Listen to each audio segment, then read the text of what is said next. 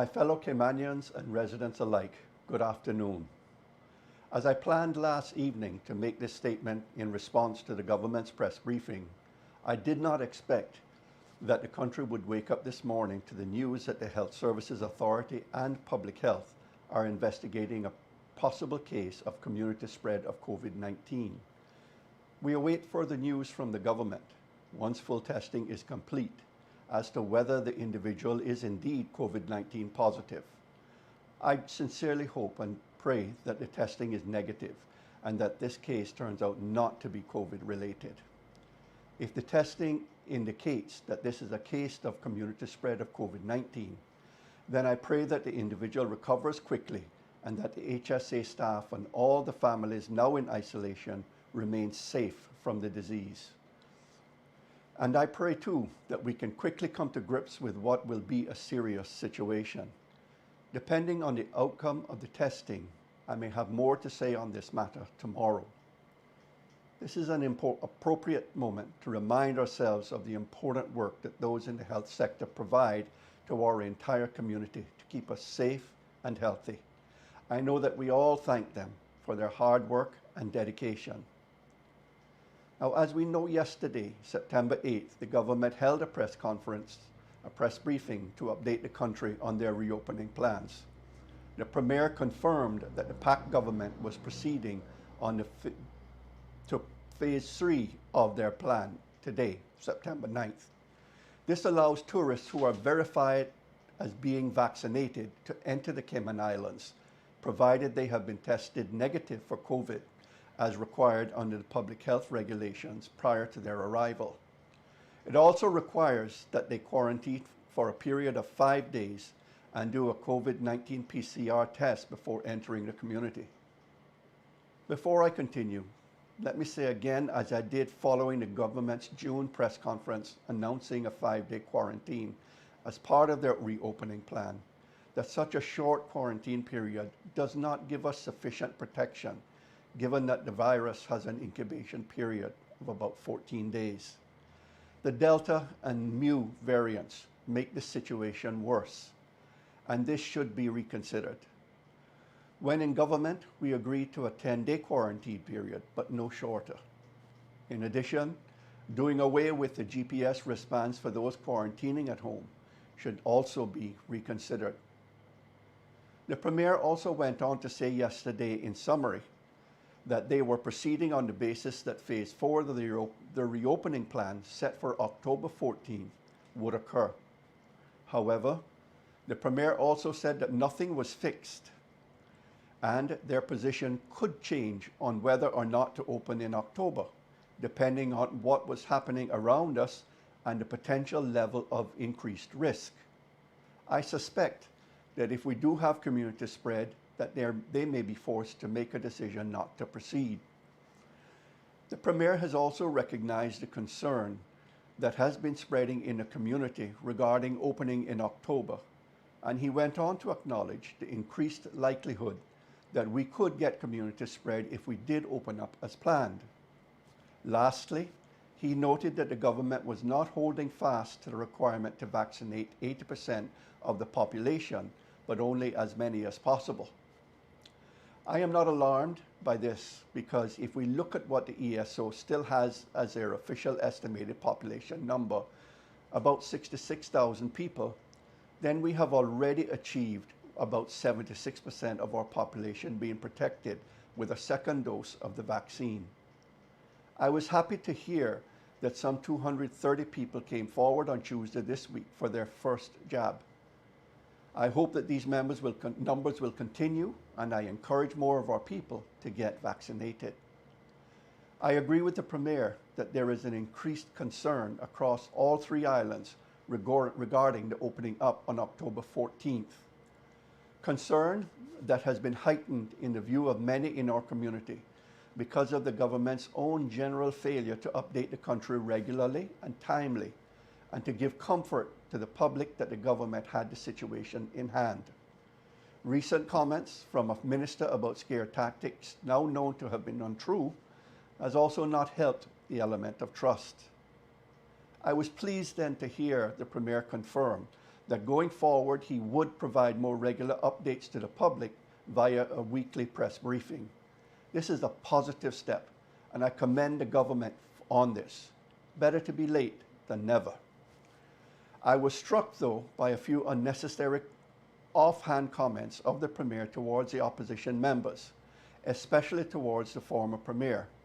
Comments that, in our view, are unwarranted and baseless.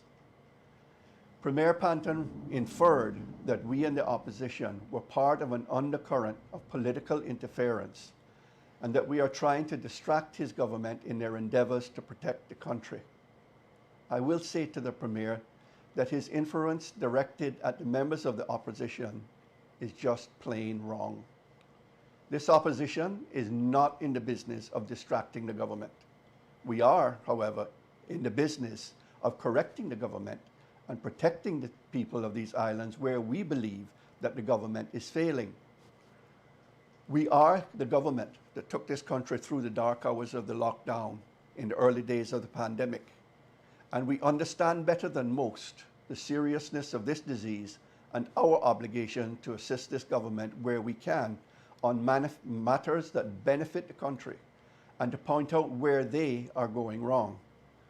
Neither Premier Panton nor anyone in this government cares more about the people of these islands than Roy McTaggart or any other member of my opposition group. We too are sons and daughters of this soil, and we will support the government where we agree, and where we do not, we will say so. That is our obligation. The first time I and my colleagues in the opposition addressed the public on border reopening was on June 15th. This was after waiting for some 50 days after the government was sworn in for them to come forward and tell the country what their thoughts and plans were on reopening. We outlined our thoughts on reopening the border and protecting our tourism industry, and urged the government to advise the public that week as to their plans. Having pressed them, the government did indeed come forward to outline their reopening plans. However, any plans made a few months ago, whether by the government or the opposition, must be re-examined in the light of the changing environment. A mere 3 months ago, the US was seeing increasing vaccinations and greatly decreased infection rates. The scientists were saying that the Pfizer vaccine was very effective against the then new Delta variant. All of that has now changed, and the US is seeing hugely increased infection rates with slowed vaccination rates. In addition, we now know that whilst the Pfizer vaccine is effective against the Delta and Mu variants, its protection drops away over time and the efficacy rate may be lower.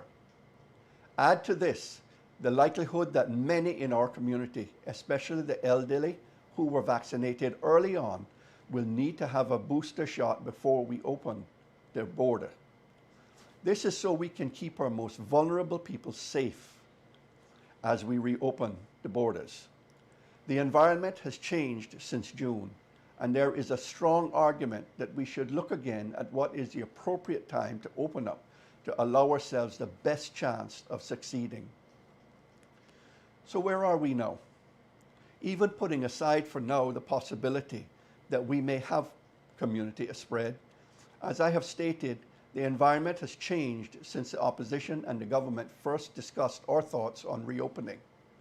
Our vaccination rates are good, and they're heading in the right direction, albeit very slowly.